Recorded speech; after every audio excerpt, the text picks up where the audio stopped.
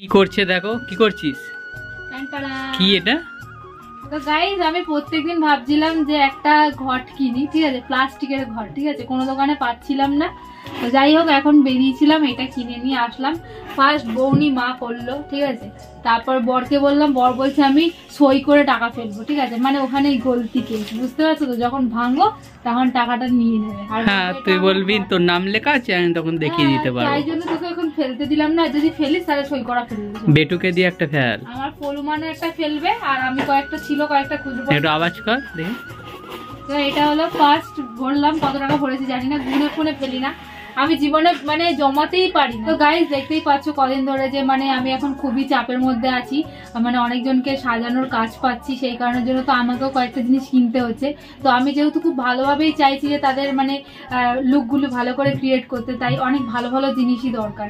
তাই ফিটমির ফাউন্ডেশন কিনে নিয়ে আসলাম, 115টা আমার কাছে ছিল, 335-এরটা কিনে আসলাম। তো গাইস এখন আমার 550 টাকা, 550 টাকা গোছালো, তাই তো? 550 টাকা বরের গোছালাম, ঠিক আছে। তো এইটুখানি জিনিসের দাম 550 টাকা, তাই তো? 649 টাকা দাম, তো দিদিটা অনেকটা কম নিল, 550 টাকা মতো নিল। আর তোকে 550 টাকা নিয়েছে।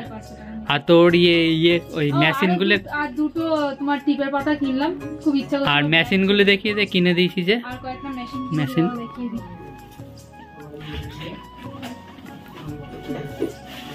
গাইস এখানে আমার সব হেয়ারের জিনিসপত্র থাকে, তো অনেক কিছু জিনিসই কিনলাম। তো গাইস এই কদিন আগে এই মাস খানিক নাকি, তো যাই হোক 1.5 মাস হয়ে গেছে, বিল দেখলে বুঝতে পারবো না, অনেক কিছু জিনিস একসাথে কিনেছিলাম, প্রায় 4-5 হাজার টাকার বিলই হয়েছে।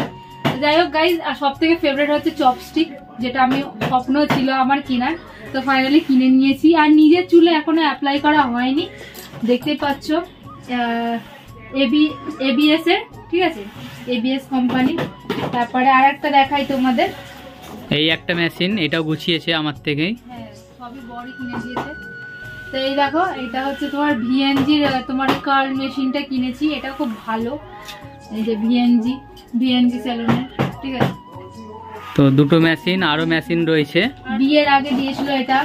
তো এটা তো বিয়ের আগে গিফট করেছিলাম, আমরা জানতাম না যে পার্লারের কাজে লাগবে। ও আর একটা ভালো কথা, এই যে ট্যাপ স্প্রে কিনেছি দেখো, আর এই মারবেকের এই স্প্রেটা খুব কষ্ট করে মানে একটা দিদি চেনা জানা ছিল, তাকে বলেছিলাম, এই 4-5 দিন আগে আনলো, কারণ হচ্ছে একজনকে সাজানোর ছিল, মানে এটা খুবই বিশেষ দরকার ছিল, বন্ধুর মাকে আর হচ্ছে ওর বউকে সাজিয়েছিল, যে ঠিক আছে।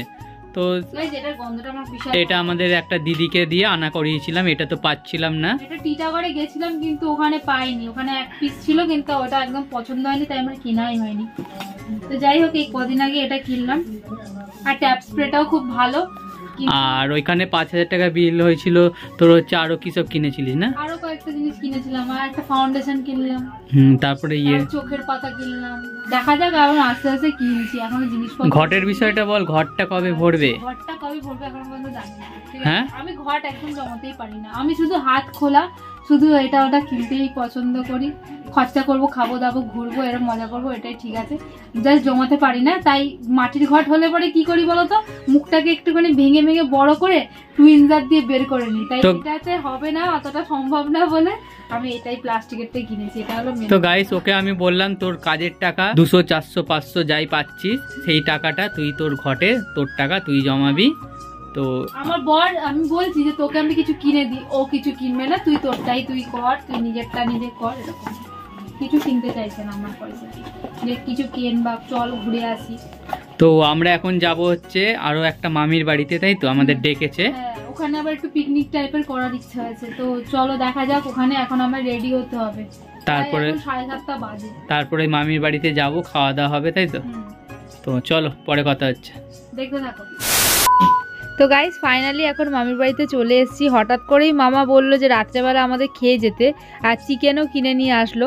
তো আমরা তো বাড়িতে বলে আসিনি, তাই ফিরতেই হবে, তাই ভাবলাম যে মাংসটা আমিই বানাই, মাংসটা মামি বরঞ্চ বাড়িতে পাঠিয়ে দেবে, ভাত আজকে খাবো না, পরের দিন। তো সেই কারণের জন্য নিজেই বসে পড়লাম মাংস রান্না করতে, ওরা কেউ করতে দিচ্ছিল না, কিন্তু দেখো বিশ্বাস করো আমার সাথে এতই সবাই হেল্প করে দিচ্ছিল। হ্যাঁ এখানে দাও একটু কাঁচা পেঁয়াজ, আর আলাদা 4টে কেটে রাখো, ওটা ভাজবে। কি রে ওই কি করছিস?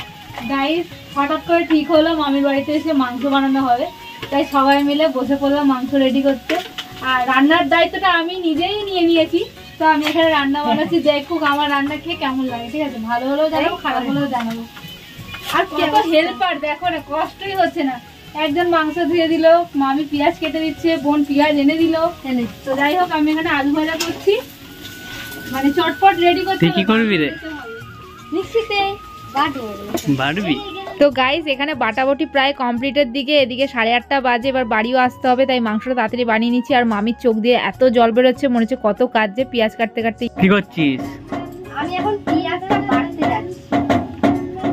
পেঁয়াজ বেরেস্তা করলাম, ওইটা ওকে একটু বললাম বেটে। আমি এখন প্রচন্ড ব্যস্ত, রান্না করতে ঘুমাচ্ছিল। ইয়ে বাবা, ইয়ে বাবা, 8 ঘন্টা ঘুমালো কিনা ঠিক নেই না, একদম ঘাবড়ালে ঘুমায় পড়তো। এই যে দিদি রান্না করেছে, ওয়াও দেখতে হেভি হয়েছে, কিন্তু খেতে কেমন হয় জানি না। এর জুনটা কমাও।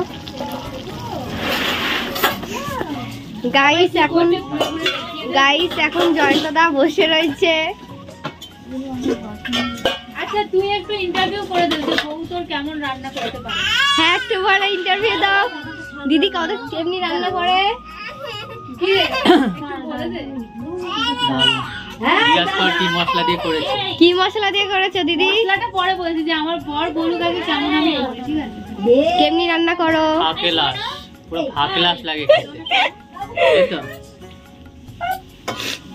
আর এই ঘরে কি চলছে আমাদেরকে ছাড়া? না না কাকি, এই যে বাবু এখন, এই যে বাবু কান্নাকাটি করছে। তো গাইস ফাইনালি কিন্তু আমাকে দেখো চেনা যাচ্ছে না কে আমি, এই যে আমি।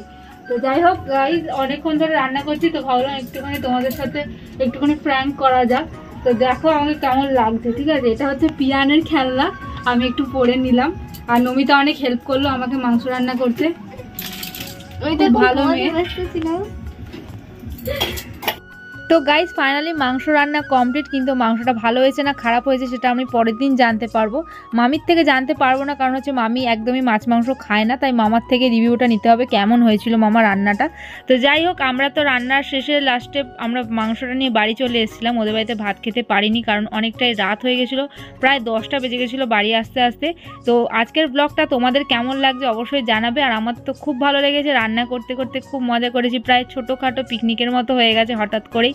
তো বাচ্চাটাকে তোমাদের কেমন লাগলো অবশ্যই কমেন্টে জানাবে, একদম পুকলু, ওর নাম হচ্ছে পিয়ান। তো এইভাবে ওকে খেলিয়ে খেলিয়ে খাওয়াতে হয়, তো আমার তো খুব ভালো লাগে ওকে। আর তোমাদের কেমন লাগে অবশ্যই কমেন্টে জানাবে। আর তো এইভাবে ও নাচতে নাচতে কিন্তু খাবার খায়, 2-3 জন মিলে ওর সাথে মানে লেগে থাকতে হয়, খাবার খেতেই চায় না একদম। ওই দেখো কিরকম করছে, নাচছে। তো যাই হোক গাইস এর মধ্যে বাবাও কল করতে শুরু করে দিল, এরপর আমাদের বাড়ি যেতে হবে, কারণ 9:45 বাজে গাইস। আবার হেঁটে হেঁটে গেছি, যেহেতু বাড়ি থেকে অনেকটাই কাছে, প্রায় 10 মিনিটের রাস্তা ওদের। তো চলো আমি হেঁটে বেরিয়ে পড়ি এবার বাড়ির দিকে। সবাই ভালো থাকবে, সুস্থ থাকবে, পরের দিন দেখা হচ্ছে নতুন কোনো ব্লগ নিয়ে। Tata, bye bye.